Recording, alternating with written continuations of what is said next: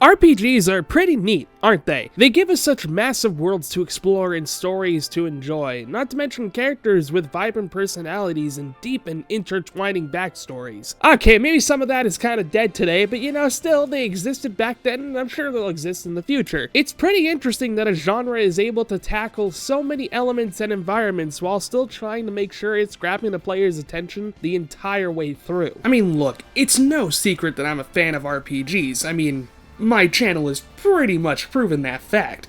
But even I, yes I, miss out on a few every now and then. And one of those games that I got to experience for the first time not that long ago is Grandia.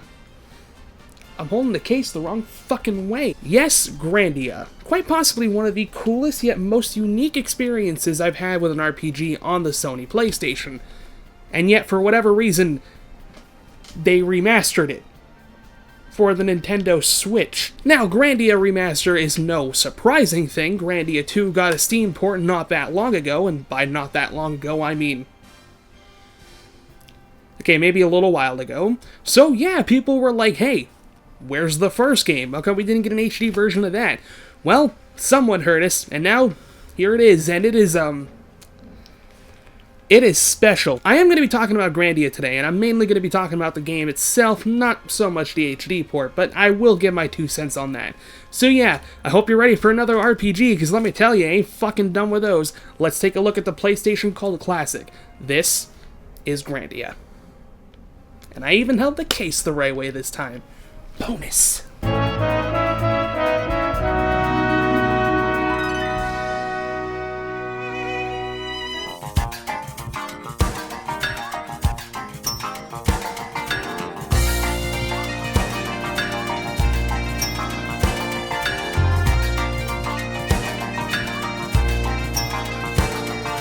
Grandia's story is one that has been told many times. It's a story of adventure, discovery, secrets, love, evil military ambitions, and forgotten lost worlds. In fact, while I was listing all those story elements, I'm pretty sure you probably thought of one of these games here, and honestly, I don't blame you in the slightest. However, I would argue that the simplicity that is Grandia's story brings a kind of breath of fresh air to the genre at the time. But before I get into that, let me lay down the basic plot that takes place within this little world. Our game starts with the adventurous boy himself, Justin. Him and his pal Sue are on a mission to recover the hidden legendary equipment in order to defeat his arch enemy. Okay, so they're picking up a pot lid and an apron in order to beat a rival gang in a game, but like, come on, just use your imagination, alright? That's what they're doing. When returning home, we learn that Justin's father was a great adventurer back in his day, scaling many mountains and crossing different lands, which is why Justin is such a gung-ho adventurous dude. A local curator calls for Justin to visit him at his office to explain that he took a look at the jewel his father left him. He claims that it could be a spirit stone, but since there's no actual evidence that this thing exists, there's no way to tell for sure. He suggests that Justin visits the Salt ruins nearby so that he may take a look inside to maybe uncover a bit of truth about the stone, or, you know, just something interesting. It's a ruin. When arriving there, we are met with the evil military group that I mentioned before, the Garlisle Forces. They have taken over the ruin by order of Colonel Mullen, their leader. Justin and Sue, of course, sneak their way in and manage to unlock the secrets of the ruin thanks to the stone that Justin have received from his dad. Finding a hidden room, the spirit stone reacts and a person by the name of Liente appears and gives us basically our mission for the whole game. Beyond the end of the world, there lies a land known only as Angelo, where Liente waits for Justin. She gives him the goal to reach said land so that they may meet and she may give him his destiny. When trying to exit the cage, they are stopped by Mullen but manage to escape rather easily, if I'm being honest. From here, the two kids set out on a ship to embark on their newest adventure, and on the ship they meet Fina, a well-known adventurer on the continent that they are heading to. However, after heading to the Adventurers Guild and finding out that they're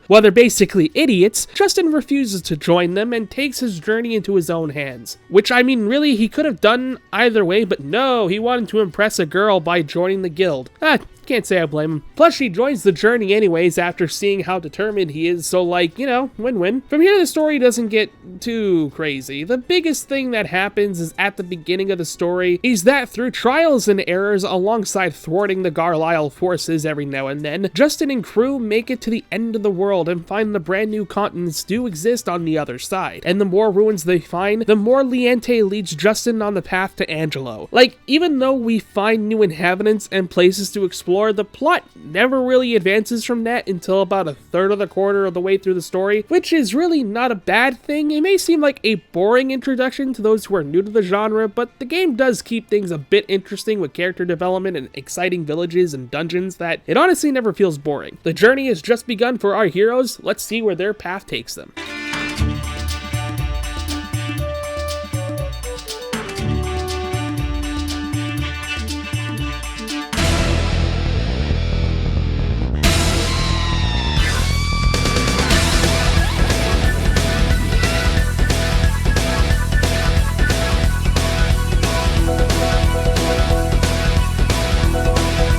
Alright, so first and foremost, I should mention that every piece of footage that you've been seeing up to this point has been from the recent HD remaster that recently hit the Nintendo Switch. In this collection, there are HD ports of the first two Grandia games, and while I haven't played a lot of Grandia 2 on this console, I have played a little bit of it, and it seems fine. I mean, it wasn't running like the PS2 version, so, you know, that's a plus. But as for the first game, it's a bit of a hit or miss. I guess they never miss, huh? For the record, I am not totally against the tradition of upscaling sprite graphics when porting over older games. Sometimes the change can be nice, though I'll always admit it's not always for the best. And Grandia's case, I don't really hate it, except for the times that I do. You see, for example, there's this character named Gadwin that you meet on your journey, and for the most part, his model looks fine in battle and on the overworld, but in cutscenes, sometimes it just, you alright, bud? And this isn't even the only spriting problem. Hell, sometimes regular sprites will show their original graphic design just because a cutscene was moving around too much or they just weren't rendered in properly. While for me this isn't too much of a big deal since it doesn't persist throughout the whole game, I know this would be a major problem for others, so yeah, that does happen. But like I said, it's only a once in a while occurrence. Unlike the other major issue that has me livid for a lack of a better term, and that is the audio department. Alright, so Grandia's soundtrack is like, it's possibly one of the best PlayStation 1 soundtracks to say the least. And the battle themes are so freaking banging that battles never feel boring to me. And it's too bad that the audio cues are overlapped during battles, so it sounds like a musical mess. See, before a major battle, for example, like a boss battle, a short looped version of the theme will play to incite the scene, and then it would transition into the actual battle theme when the battle would take place. When this happens, for whatever reason, especially with the first boss track, the song will be activated twice, and then we get this overlapping mess.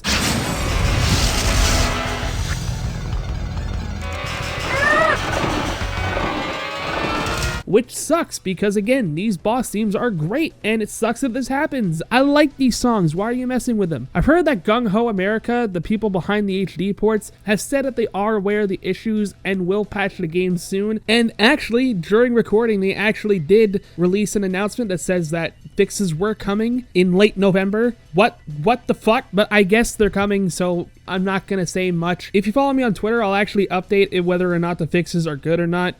Yeah, follow me for updates on there, or follow their Twitter page for more updates. Well, I've been talking about a lot of negatives, so let's try to focus on the positives. Like I said, the music in this game is utterly fantastic. Brought to us by the same composer for the Lunar series, which, man, that's another series I really gotta cover one day. Maybe next year. Each track tries to bring the world to life by giving each location and dungeon their own theme, and even some battles to their own theme. And speaking of battles, oh, this is where Grandia shines from the rest, because games at the time were either completely turn-based or tactical-based, or took an action RPG approach, much like the Tales of series, and games like Parasite Eve tried to emulate their own formula of action-based combat, but still keeping the RPG standard. Grandia instead still kept the active time battle system, but with a twist. This twist is what I like like to call the active battle grid. Basically, this system is a real-time battle system. This area is the waiting period, where characters and enemies wait to reach their act part of the grid. This is where you select a command for a character to execute, whether that be a regular/critical attack, you cast a spell, or defend, or even use an item. And after selecting a command, the character will either act immediately, depending on the skill, or wait a second or two before actually doing their actions. All that really depends on the complexity or the level of the skill that you want to use. And if an enemy or character are struck during these times, there's a chance that that move will be cancelled and pushed back to the character's battle grid. This leads to the player deciding what kind of battle tactic he wants to take. Do you try to put as much damage as possible or as quickly as possible, or do you try to play it safe and try to cancel the enemy's movements and abilities so that maybe you can gain the upper hand? It's a neat battle system that I find way more engaging than most of the PlayStation 1 era, and if you played games like Child of Light, it's basically the same thing. Honestly, it's a one of a kind for the time. However, there is one glaring flaw in Grandia's battle mechanics, and that is learning skills and magic abilities. In theory, it's not a bad system. Each character will have specific weapons they use, and the higher their weapon abilities become, the better skills they learn. And that's fine. But magic, magic is something. You see, magic is a different story because MP can be very limited, so using spells during battle can become a chore. Not to mention, the higher the magic level goes, the harder it is to actually level it up. While level grinding is never really an issue in this game, magic grinding is the true hardship. And this is also where the remaster kind of falls flat. One thing remasters have done throughout the years is always added a fast forward button or a god mode or some kind of tool to help aid the people in their playthroughs, and this could have made the magic grinding less and less of a hassle. The best piece of advice I can give is to try to give each element of magic on Fina and try to level them up as much as you can throughout your playthrough. Then when you can provide good protection, do so again for Justin as well. At least fire and earth type magic, though I will say the game does give you a good time to do these type of grindings since Godwin and another character named Milda are so overpowered that when you get them in your party, grinding isn't that kind of a big of a deal. You can go into battles and just pretty much go all out. Although they do leave the party, so you really gotta do it while you can and take full advantage of it. Honestly, Grandia's gameplay is great, and it sucks that these flaws exist, but they do exist.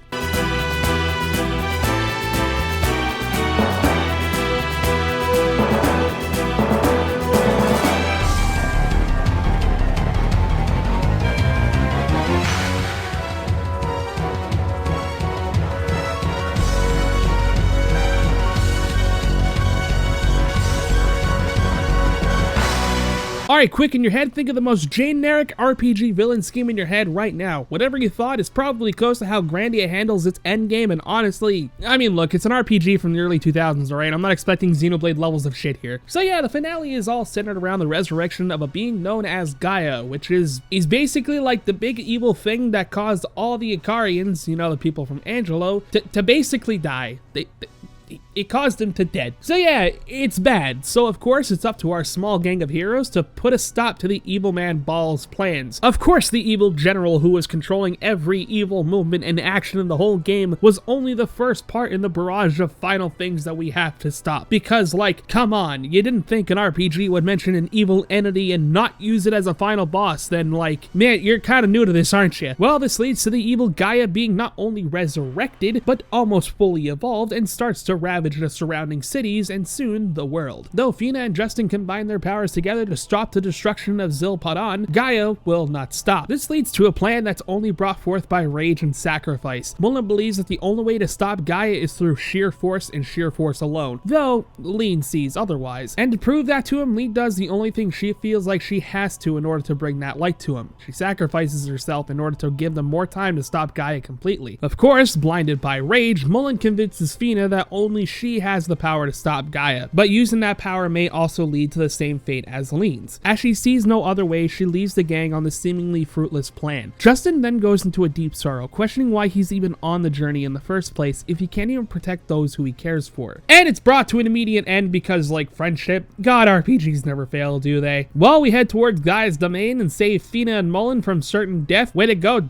dumbass. After rescuing them, Mullen basically denies anything Justin claims about being able to save the world and challenges him to a duel. You then win. Mullen basically realizes that his ideals were wrong and that he was blind and blah blah blah. We've heard this shtick before. This leads to the final dungeon, and that of course leads to the final battle. Grandia's final challenge is it's something, I'll say that. I will say the final bosses are pretty challenging, and if you're having a hard time, then that just means you need to have a little bit more powerful magic or special moves, which can be somewhat easily done in the final dungeon, as there is a save point right outside the final fight. However, the fights can also be, they're annoying to say the least. You see, the first thing you fight is actually a transformed ball, and this boss has like 4 or 5 moving parts, and since most of this beast's attack are AoEs, yes, sometimes you can just get stun locked into death and it kind of sucks, but in all honesty, this is the hardest fight of the 3, so... Oh yeah, by the way, there's 3 fights in this because JRPG. Anyway, after defeating the evil force known as Gaia, Justin and Fina go on to destroy the spirit, and in doing so, the Spirit Stone's energy disperses and vanquishes Gaia once and for all, becoming a new tree of the world, and restoring the planet to what it once was,